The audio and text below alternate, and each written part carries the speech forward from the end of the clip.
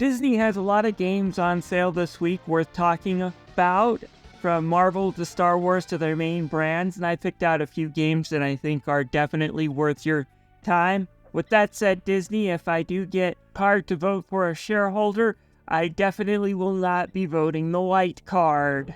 Anyways, let's go down some of these sales.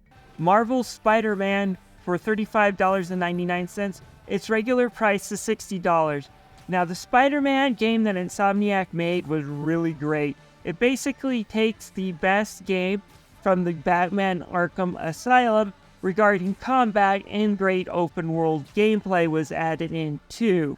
This game is a blast to play, worth playing. You feel like Spider-Man, you feel like the action's great, the side quests are good, and the overall story and its presentation was great. I do want to go through this remaster and play through it, because I had a great time.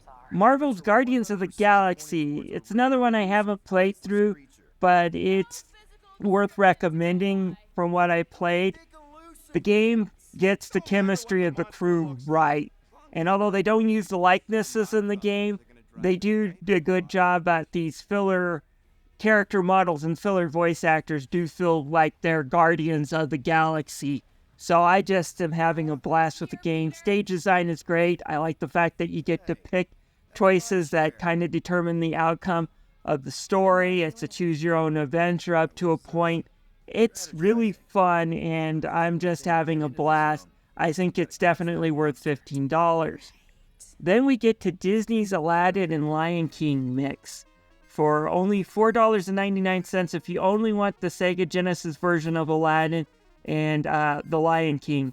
But if you want the Super Nintendo version of Aladdin, you can get it for $10 more. They'll also throw in the Jungle Book, which I've only played a little bit of the Jungle Book, and to be honest, I don't really want to play through the Jungle Book. But SNES Aladdin's definitely worth $10 for that DLC. But anyway, Aladdin for the Genesis was one of the best-selling non-Sonic Genesis game, and it's not hard to see why. Disney helped out with the animation. They gave them license to fully use the music and the songs that they remixed. Even though it does have the Genesis twang a bit in it, still sounds good. And overall, this experience holds up 30 years later. That said, Capcom's Super Nintendo game is no slouch. They may not have been able to get Disney to do the animations for them, but they still have really great looking character designs, animation.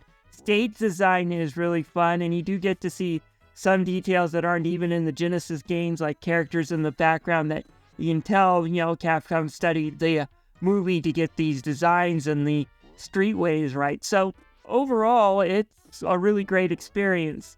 The Lion King is hard as hell, one of the hardest 16-bit games ever. It deserves that rating. However, it is still fun. It's a tough but fair type of fun. Overlook the second level, which is a bit crap. The game is super fun and really action-packed. I enjoyed it.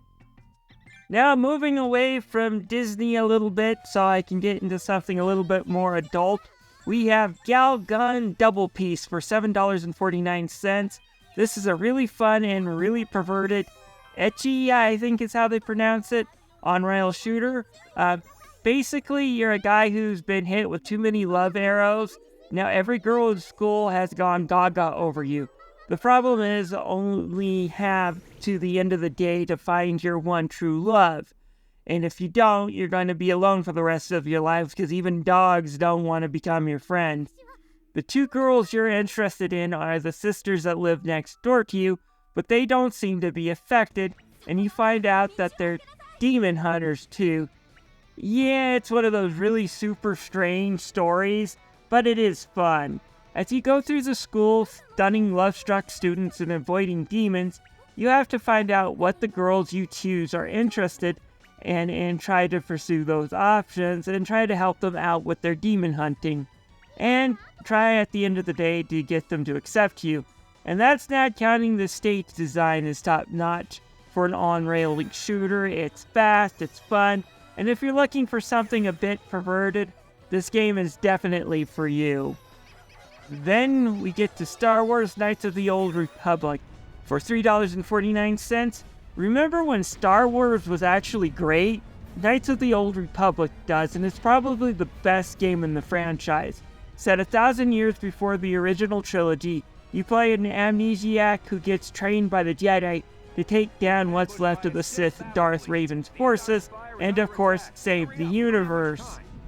You get to choose different options that will either enable you to use light and dark power choices. There's definitely morality choices as you play through the game and you try to get to know the characters. I do regret I don't have much footage of this game.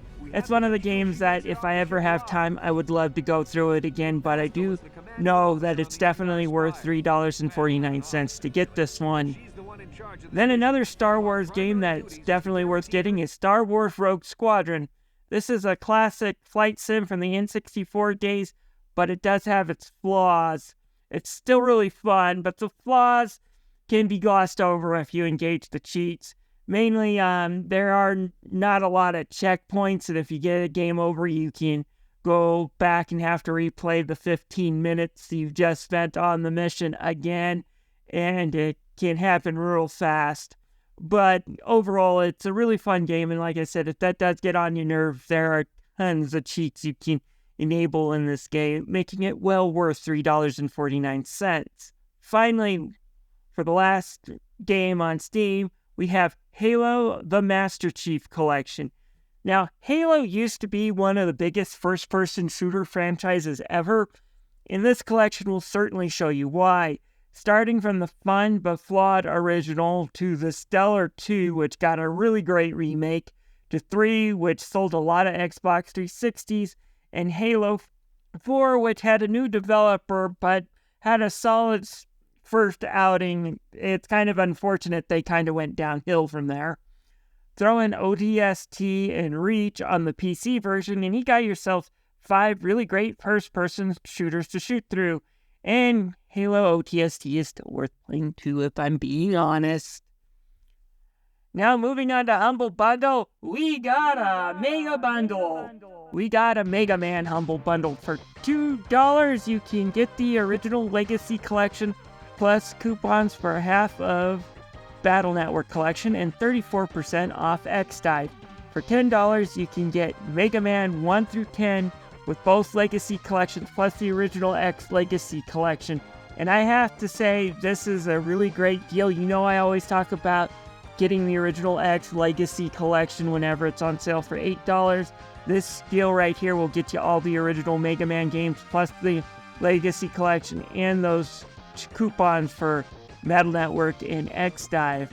However, if you want to go $10 more, you'll still get an even better deal, because now you'll get the ZX Collection, which is a great collection with the Mega Man 0 and CX games, plus Mega Man 11, which is a really great throwback to the classic games. I really wish they had continued on and made Mega Man 12, because Mega Man 11 is such a great game. You'll also get Legacy Collection 2 for Mega Man X, which I'll be honest does contain some stinkers. But hey guys, if you have overlooked Mega Man X8, now's a good time to check it out, because it's a really great game. It does not deserve to go down in the history as being one of the worst performing Mega Man games, because it's actually fun. I think a lot of people just overlooked it because X7 stinks that bad. But X8 is worth getting. Anyways, guys, this is my recommendation for this week. Please let me know if you have any suggestions. Okay, see you later. Bye.